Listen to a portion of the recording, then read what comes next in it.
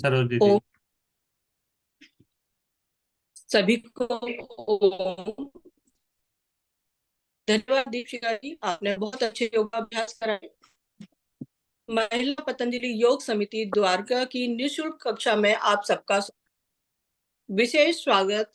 Doctor शालू गुप्ता जी का, जो कि समय निकालकर हमारे बीच आई हैं, पहले भी आ चुकी हैं, बहुत अच्छा वक्तव्य देती है। हमारे साधक बहुत पसंद चाहते हैं कि बार बार आपको बुलाया जाए। आज आपका विषय है कि सर्दियों में होने वाली बीमारियों को प्राकृतिक उपचार हम कैसे कर सकते हैं। आजकल जो मौसम है सर्दियों का, बहुत सारे लोग बीमार हैं, खांसी जुकाम सर्दी बहुत सारे लोगों को है। वो कैसे उससे बच सकते हैं और बाकी लोगों को ना हो, उसके लिए कैसे उपचार कर सकते हैं, आप उसके बारे में हमें मार्गदर्शन देंगे। सभी सुनते हुए या तो अपने नोट्स बनाएंगे या प्राणायाम करेंगे। कोई भी खाली बैठा हुआ नहीं सुनेगा। बस स्वागत है आपका डॉक्टर शालू जी। और अनिल जोशी जी से मैं रिक्वेस्ट करूंगी कि आपका परिचय हम सब साधकों को कराएं। वैसे तो सब जानते हैं, फिर भी कुछ साधक नए होते वीडियो हैं क्लोज हो रहा है। जिनके ना अनिल।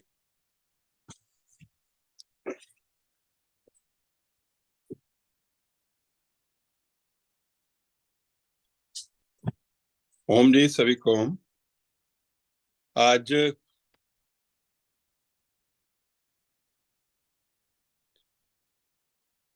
जी आज विशेष क्योंकि का जो समय है वो सर्दी का समय है, और हम चाह रहे थे कि नेचुरोपैथी के ऐसे डॉक्टर्स को हम इनवाइट करें जो कि सर्दियों में आयुर्वेदिक उपचार क्या करने चाहिए या क्या चीजें खान पान में हमको ध्यान रखना चाहिए या अपने स्वास्थ्य के लिए ध्यान करना चाहिए, उस दिशा में हमारा मार्गदर्शन करें।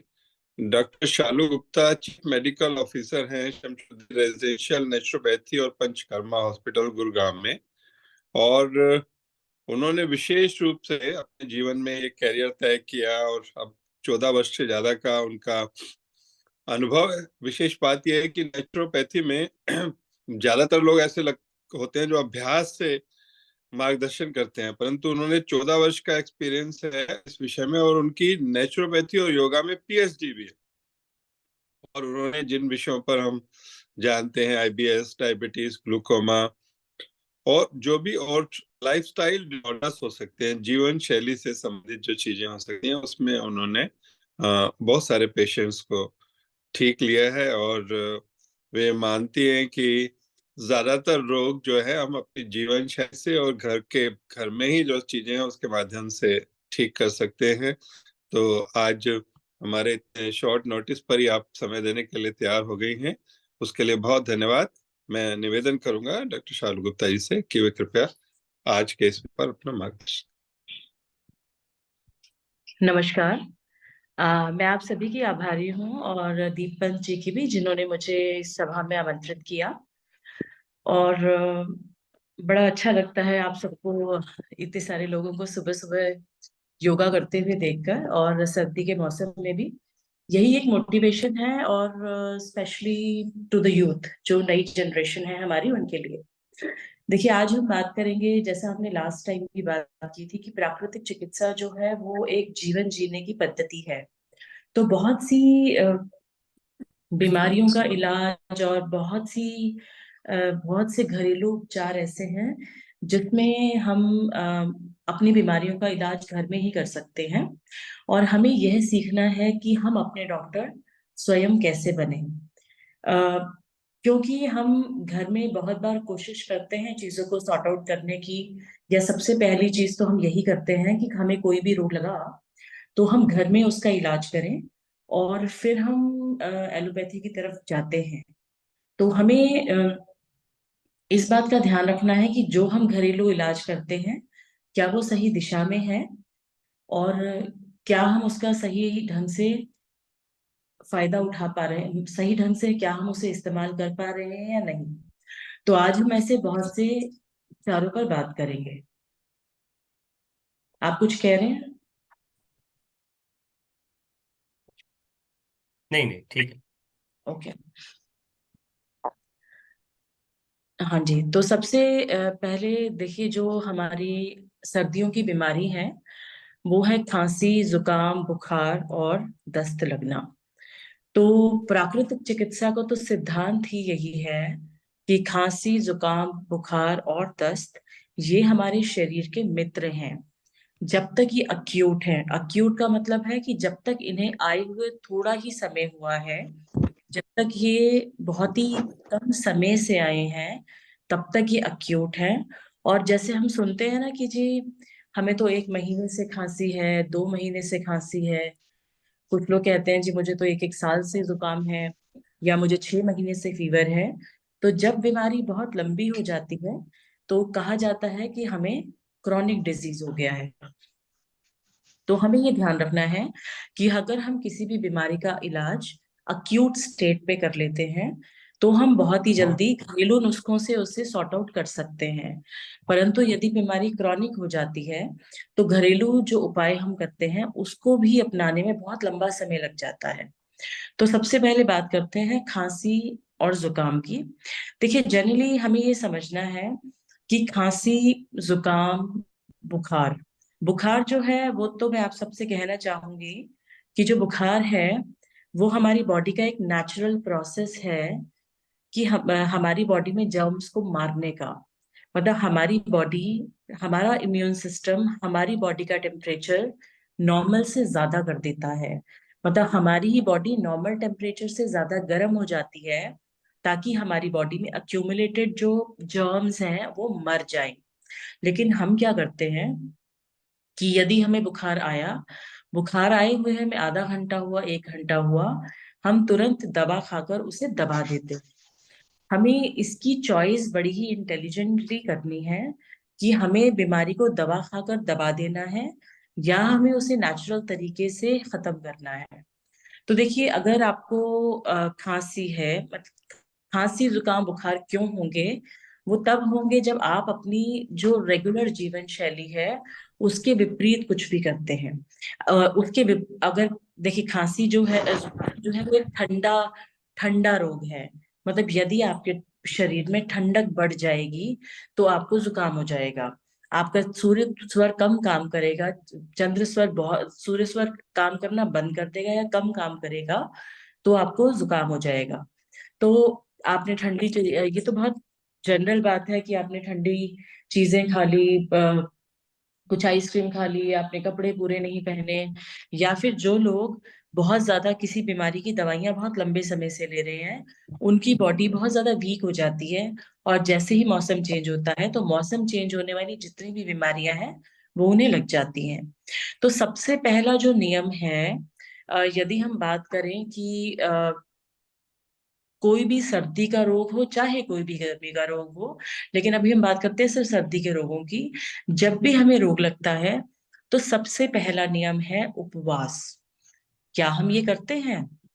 देखिए, हमारी क्या कंडीशन है, आप लोग भी अगर अपने आप में सोचकर देखें, जिसको जुकाम हो गया सबसे पहली हम चीज क्या करते हैं, अदरक कूट कूट कर हम चाय पीना शुरू करते हैं। हम सारा दिन चाय चाय चाय पीते रहते हैं। अब जिन लोगों की नाक बंद है, नाक बंद होगी तो म्यूकस बहुत, जब म्यूकस बहुत ज्यादा बन रहा है तो ये आपके स्वर बंद हो जाते हैं। तो जब आप बहुत ज्यादा हम लोग क्या करते हैं, जब हम बीमार हो गए तो हम अगर खाए जाएंगे, खाते जाएंगे, तो हमें तकलीफ और बढ़ेगी हमेशा, क्योंकि हमारी बॉडी में जब भी कोई बीमारी आती है इसका मतलब क्या है कि टॉक्सिसिटी लेवल्स हमारी बॉडी में बहुत हाई हो गए हैं। तो टॉक्सिसिटी को रिड्यूस करने का पहला नियम है उपवास। तो अगर हमें उपवास करना है, आपने जनरली नोटिस किया होगा कि जब भी आपको कोई रोग आता है तो आपका मन नहीं करता खाने का। अगर आप अपने बच्चों की बात करें तो बच्चे भी पहली चीज यही करते हैं कि मन नहीं कर रहा। लेकिन हम क्या करते हैं, हम कोशिश करते हैं कि दूध में ब्रेड खा लो अगर रोटी नहीं खाई जाती, कुछ गरम खा लो, बेटा गरम गरम चाउमीन खा लो, मैगी खा लो, कुछ भी खा लो, लेकिन खा लो एटलीस्ट पेट भरो। तो देखिए, ये नेचर का रूल है कि यदि हमारा शरीर बीमार होता है तो हमारे शरीर को भोजन की इच्छा नहीं होती, तो पहली चीज है भोजन को त्याग दें।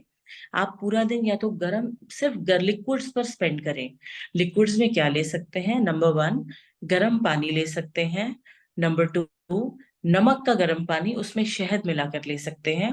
नंबर 3, बिल्कुल पतला-पतला सूप ले सकते हैं सब्जियों का। अदरक का काढ़ा ले सकते हैं, जिसमें आपने अदरक को उबाला और उसको हल्का-सा ठंडा करके शहद मिला के लिया, क्योंकि उबलते पानी में शहद की दोस्ती नहीं है। तो हम पानी को हल्का-सा निवाया करते हैं और कोई भी चीज़ उबाली, थोड़ा-सा ठंडा किया और उसमें शहद मिलाकर हमने ले लिया।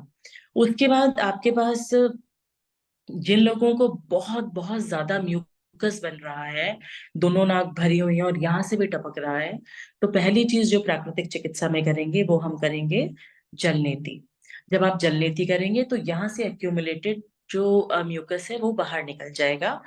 जिन लोगों को अ, जिन लोगों को बहुत ज़्यादा ख़ारिश होती है, कुछ लोगों को ख़ारिश भी होती है या सीज़नल एलर्जी हो जाती है, वो छींके मारते रहते हैं, उनके तालू पे अंदर ख़ारिश होने लगती है। तो आपको जब जैसे मौसम स्टार्ट हुआ, आप एक रूल बना लीजिए कि आपको ऐसे करके अपनी नाक में 3-3, 4-4 ड्रॉप्स तेल, आप सरसों का तेल भी डाल सकते हैं, बादाम रोगन भी डाल सकते हैं। आजकल जो बड़ा मेडिकेटेड ऑयल नाम से आने लगा है, अणु तेल, वो भी डाल सकते हैं, षटबिंदु भी डाल सकते हैं।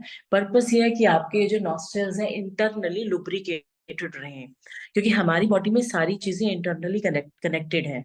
तो जब भी हमारे नॉस्ट्रल्स लुब्रिकेटेड रहेंगे, तो हमें जनरली नसल पैसेज से होने वाले रोग बहुत कम लगेंगे। अब जब ज़ुकाम बहुत लंबा टाइम हो जाता है या 3-4 दिन भी हो जाता है और हम म्यूकस को अंदर निगलते रहते हैं, तो वो हमारे यहाँ पर जम जाता है और वो खाँसी का रूप भी ले लेता है। फिर जब खाँसी बहुत ज़्यादा हो जाती है, कुछ समय तक तो खाँसी ऐसी भी होती है जिसमें आप बलगम निकलता है और आप थूकते रहते हैं, लेकिन अगर आप नहीं ध्यान देते तो बहुत टाइम बाद खाँसी ड्राई भी हो जाती है। उसके बाद अगर खाँसी बहुत ज़्यादा हो जाए और ज़ुकाम भी बहुत ज़्यादा हो जाए, तो अल्टीमेटली फ़ीवर हो जाता है। तो जनरली हमने देखा है कि ज़ुकाम, खाँसी और बुखार, ये तीनों चीज़ें इकट्ठे आती हैं। अब जब बुखार भी चढ़ गया, तो लोगों का सबसे पहले फ़ोन आता है, जी खाँसी का इलाज करें, बुखार का इलाज करें, ज़ुकाम का इलाज करें। फिर ये भी बात होती है, जी हम ज़ुकाम के लिए पैरासिटामॉल ले रहे हैं, खाँसी के लिए ये वाली मेडिसिन ले रहे हैं और कोल्ड के लिए ये वाली मेडिसिन ले रहे हैं। हमने ये समझना है कि हमें जो भी रोग लगा, वो इसीलिए लगा कि हमारे शरीर में टॉक्सिसिटी बढ़ गई। हम कहते हैं ना, रोग का कारण एक, रोग का निवारण एक। रोग का कारण शरीर अशुद्धि और रोग का निवारण शरीर शुद्धि। तो सीधा-सीधा सर अपनाइए कि जैसे ही रोग आया, सबसे पहले फास्टिंग, और जब भी ठंडी शीत का रोग आएगा, तो आपको अपनी बॉडी को गर्म करने के साधन अपनाने हैं। तो गर्म पानी, जैसे मैंने आपसे कहा, अदरक का पानी, बहुत लोग अदरक लहसुन का पानी भी लेते हैं। बट ये भी चीज़ें मैं इसीलिए बहुत आपको ऐसे नहीं बता रही हूँ, क्योंकि बहुत सारी चीज़ें बॉडी टू बॉडी पे डिपेंड करती हैं। बहुत सारे लोग हमने ऐसे देखा है जिनका पित्त बहुत हाई है, उन लोगों को अदरक सूट नहीं करता है। अदरक लेने से उनकी बॉडी में हाइपर एसिडिटी हो जाती है। तो वो कंडीशन आप लोगों ने अपने अकॉर्डिंग चूज़ करना है कि आपकी बॉडी को क्या प्रॉब्लम हो रही है और क्या नहीं। अब अगर फीवर की बात करें, जिन लोगों को खाँसी भी हो गई, ज़ुकाम भी हो गया, बुखार भी हो गया, तो जनरली बुखार में हमने जो फास्टिंग वाली बात है, वो तो करनी ही है। उसके बाद तुलसी जो है, वो सबसे ज़्यादा यूज़फुल है।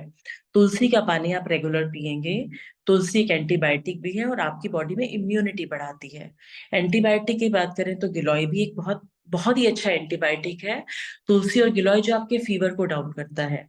तो जब हम कहते हैं खाँसी, ज़ुकाम, बुखार तीनों चीज़ें हैं, तो तुलसी, उसमें थोड़ा-सा टुकड़ा अदरक, बड़ी इलायची भी एक नहीं डालेंगे एक बार में, थोड़ा-सा उसका पीस और उसमें नींबू का छिलका, नींबू अलग से निचोड़ लें, उसका छिलका उबाल लें।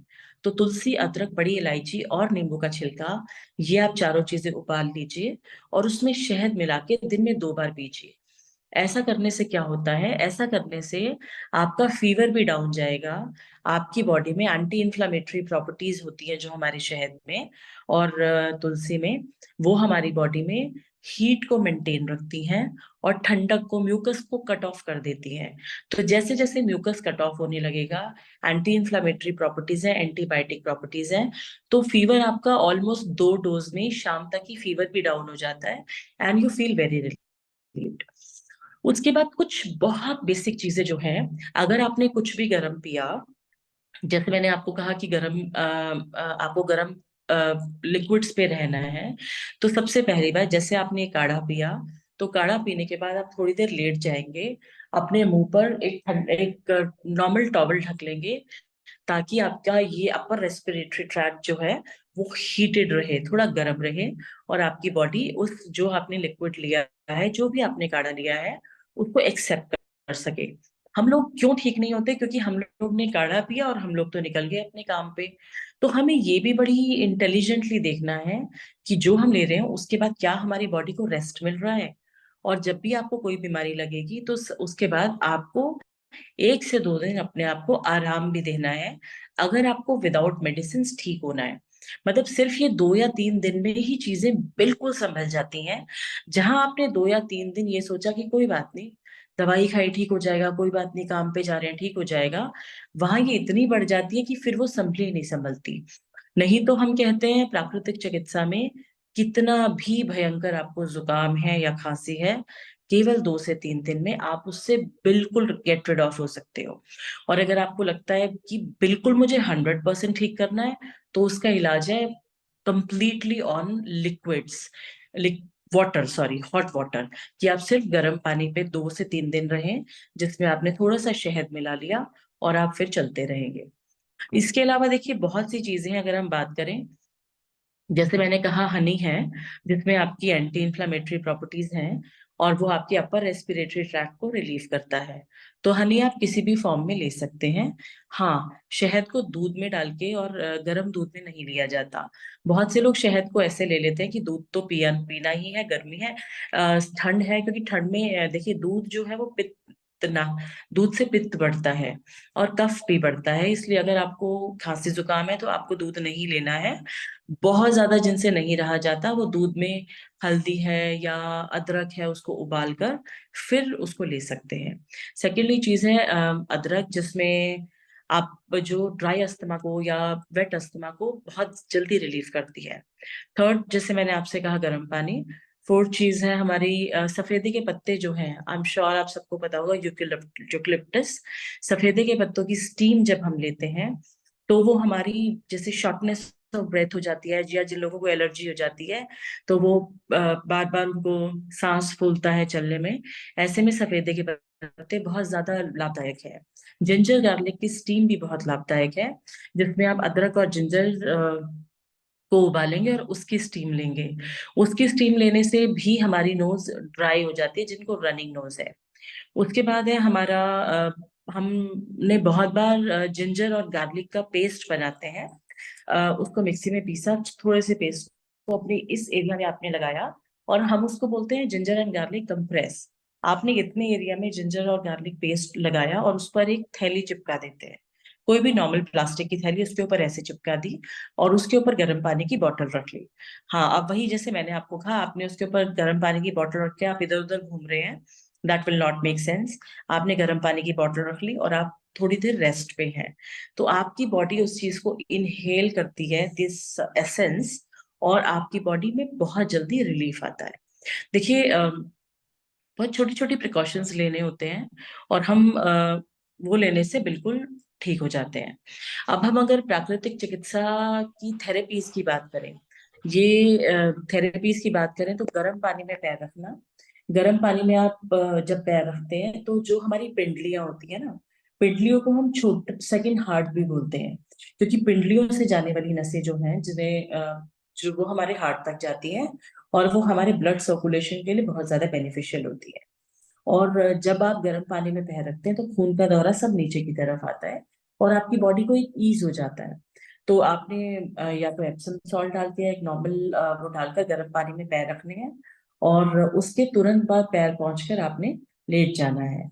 हाँ, जब भी आप ऐसा करेंगे, उससे पहले निवाया सा पानी आपने पी लेना है, अगर आपको ठंड लगी है। अगर आपको ठंड नहीं लगी है, फीवर है, तो नॉर्मल पानी आपको पीना है। तो this is what we call hot foot bath. इससे भी आपकी ये नसल डिजीजेस हैं, वो बहुत जल्दी रिलीफ होते हैं। सेकेंडली, जल नीति, जैसा मैंने कहा, रबड़ नीति, अमशौर सूत्र नीति, ये आप सब लोग योगा में आप सब लोगों को आता भी होगा और आप लोग सिखाते भी हैं। नाक में तेल डालना। अब देखिए, एक टर्म होती है पंचकर्मा में एक थेरेपी होती है जिसको हम बोलते हैं नस्यम। नस्यम का मतलब कुछ और भी नहीं है, हर थेरेपी को एक नाम दे दिया गया है। उसमें आप जब ऐसे लेटेंगे, नॉस्ट्रल्स में ऑयल डालेंगे, तो देखिए ये सारा जो है, ये हमारे साइनस ग्लैंड्स हैं।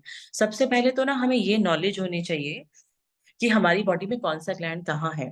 देखिए, बहुत सारे हमारे लेक्चर्स या सेमिनार्स होते हैं जब, और जिनमें जब मैंने खुद बहुत लोगों से पूछा है कि जी लिवर कहाँ है, तो एक बड़ा किसी ऑडिटोरियम में लेक्चर था, तो एक इंसान ने मुझे ये भी जवाब दिया जी लिवर यहाँ होता है।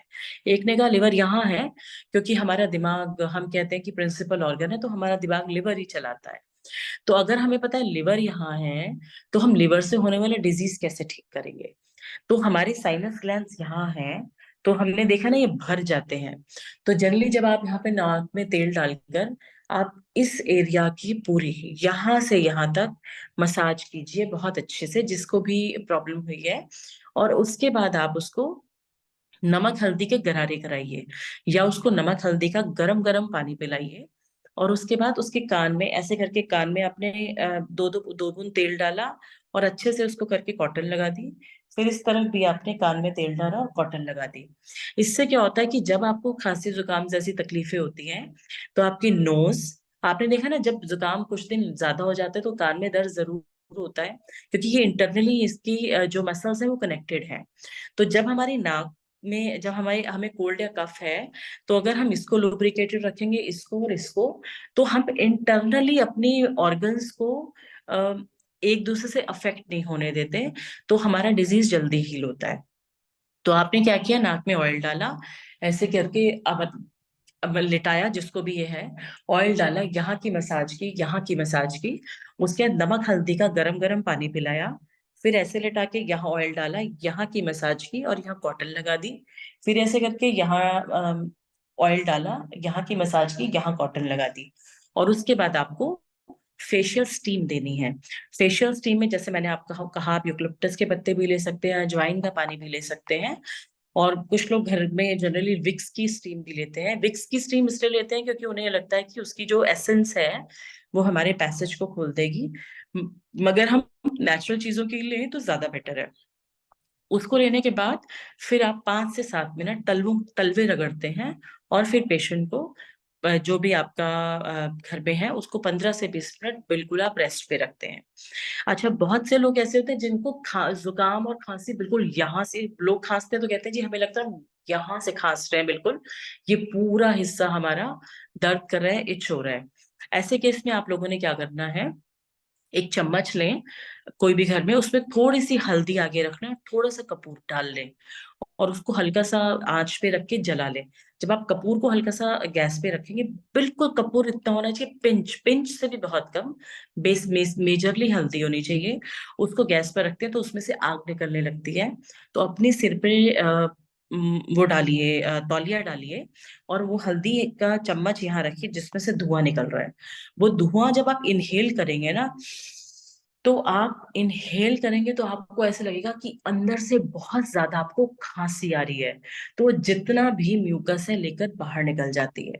बहुत बार हमने ऐसा भी कराया है कि हम गर्म पानी, हम हल्दी और सरसों का तेल हल्का सा गर्म कर लेते हैं, थोड़ा सा सेक वाला, और उसे चटाते हैं।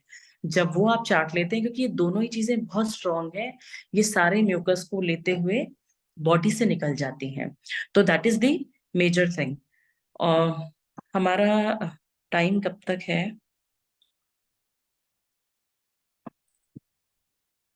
क्लास का टाइम? टाइम की आप चिंता ना करें, टाइम 7:15 तक है वैसे, लेकिन यदि ठीक। कंटिन्यू कर सकते हैं तो आप देख अभी लीजिए। अभी 10-1 मिनट आप डॉक्टर शालू आप बात कर सकते हैं, उसके बाद प्रश्नोत्तर। हाँ, मैं आपका फिर हम क्वेश्चन आंसर्स ले लेंगे जिसके भी हैं। ठीक है।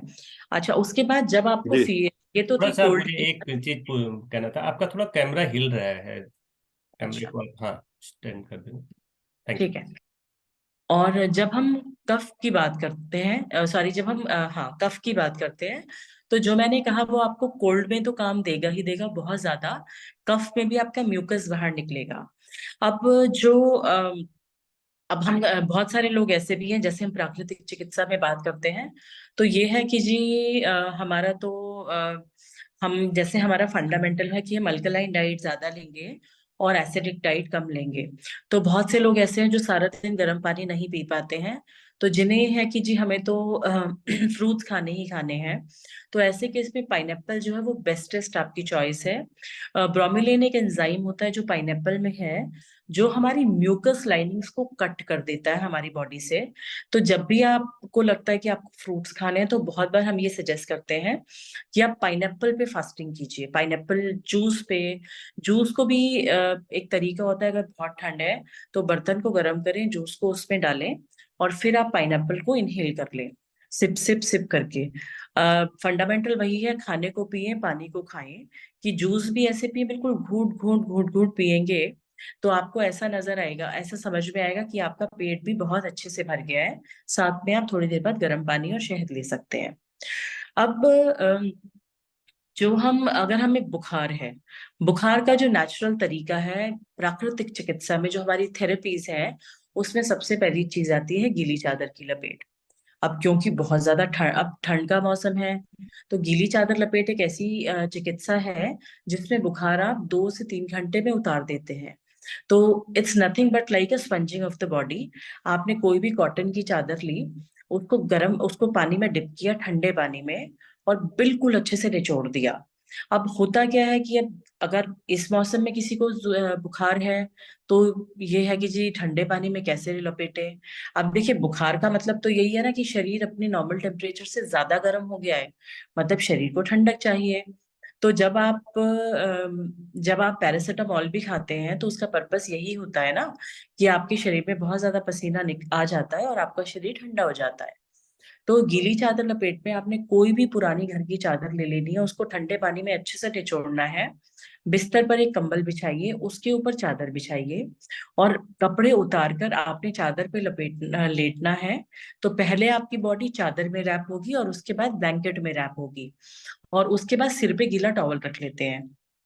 आजकल की सिचुएशन में हम बहुत बार ये भी कर रहे हैं कि आपने एक बार उस चादर को गर्म पानी में डिप किया। गर्म पानी में डिप करने से क्या होगा कि जो आपकी चादर है वो जब आप उस पर लेटेंगे तो तुरंत आपको ठंडी नहीं लगेगी। तो फिर आपको ये गीली चादर लपेट लेना बहुत ज्यादा इजी हो जाता है। गांधी जी, जब हम प्राकृतिक चिकित्सा के स्टूडेंट्स को पढ़ाते हैं, तो गांधी जी ने जब कस्तूरबा जी को भी बुखार हुआ था, उनके बेटे को बुखार हुआ 104 105, तब भी उन्होंने इसी उसको अपनाया था। बट अगेन, जैसा मैंने पहले कहा, प्लीज ऑब्जर्व योर बॉडी। कि अगर आप लोगों ने कभी भी ये थेरेपीज घर में नहीं लिए तो आप उसको अवॉइड कीजिए। उसके बाद दूसरी चीज हम ये भी करते हैं कि जब बहुत ज्यादा बुखार है, आप एक घूंट गरम गरम अदरक का पानी पीजिए और कंबल ओढ़कर लेट जाइए। और या फिर जो मैंने आपको भी बताया, तुलसी, अदरक, बड़ी इलायची और नींबू का छिलका, उसको उबालिए, उसमें शहद मिक्स कीजिए और फिर उसको पीकर कंबल ओढ़कर लेट जाइए। शरीर में बहुत ज्यादा पसीना आएगा, उससे बुखार डाउन हो जाता है। और ब्रेथलेसनेस है या सीजनल एलर्जी है, ऐसी काफी सारी बीमारियां होती हैं। तो मैं चाहूंगी कि हम एक बार आपके फिर सवाल ले लेते हैं, अगर जो भी आपके पास है, क्योंकि उसके अकॉर्डिंगली फिर हम आपको बहुत सारे सॉल्यूशंस बता सकते हैं कि आप क्या कीजिए। और डाइट में भी मेजर तो मैंने आपको यही कहा कि फास्टिंग, उपवास ही इसका सोल्यूशन है। बाकी जैसे जैसे आप अकॉर्डिंगली सवाल पूछते हैं, फिर हम अकॉर्डिंगली आपको जवाब दे देंगे। Thank you. जी, बहुत धन्यवाद। आप में से जो लोग प्रश्न करना चाहें, आज के समय के लिए बहुत ही उपयुक्त आज का लेक्चर रहा डॉक्टर शालू जी का।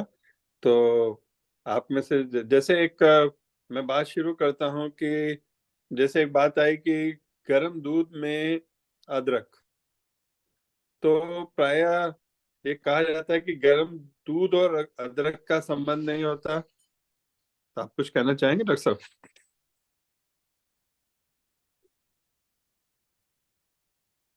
पिताजी तो जुड़े ही नहीं हो तुम्हारे।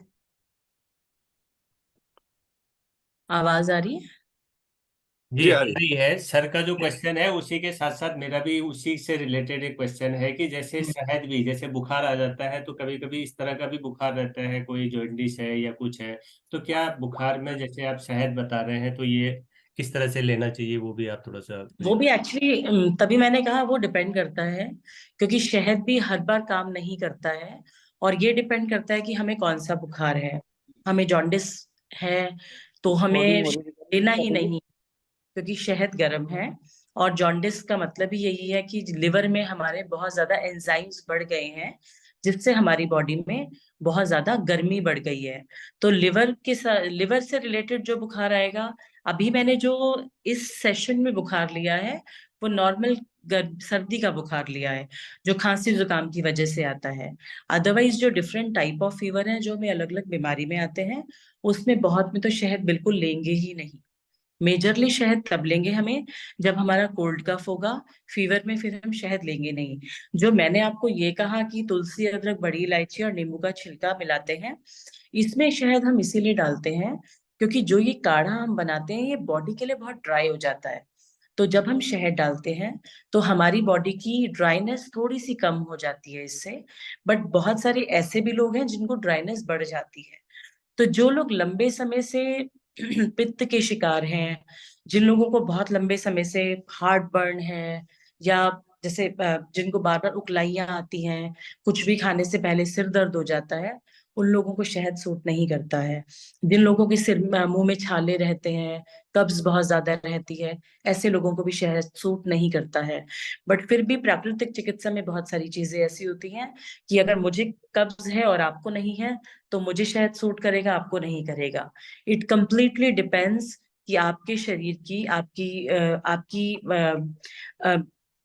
अपब्रिंगिंग कैसी और क्या कैसा है। और जो ये बात रही कि गर्म दूध में अदरक, इसका भी यही होता है कि अदरक में एंटी इन्फ्लामेटरी प्रॉपर्टीज हैं। लेकिन फिर भी जब हम बिल्कुल जब हम आयुर्वेद की बात करते हैं तो बहुत सारी चीजें कॉन्ट्राडिक्टरी हो जाती हैं। लेकिन जब हम एलोपैथी की बात करते हैं या फिर जब हम नेचुरोपैथी की बात भी करते हैं, तो फिर ये चीजें हमारी कॉन्ट्राडिक्टरी नहीं होती हैं।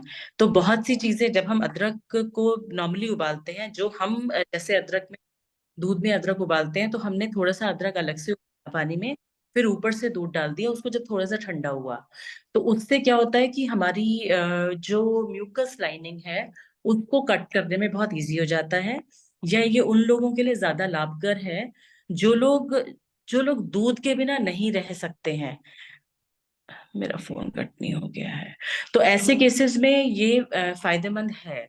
बहुत ज्यादा इसके जो नेगेटिव इफेक्ट्स हैं वो इतने विजिबल नहीं होते हैं। यस, इसका बॉडी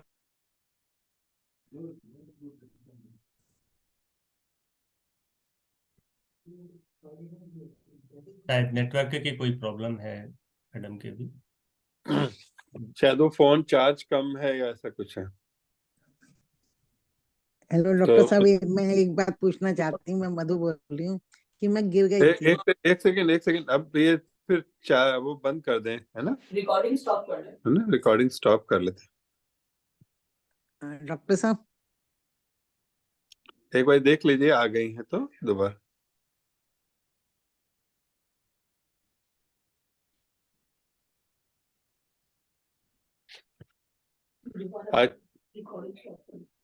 हाँ पंजी, रिकॉर्डिंग स्टॉप कर दें।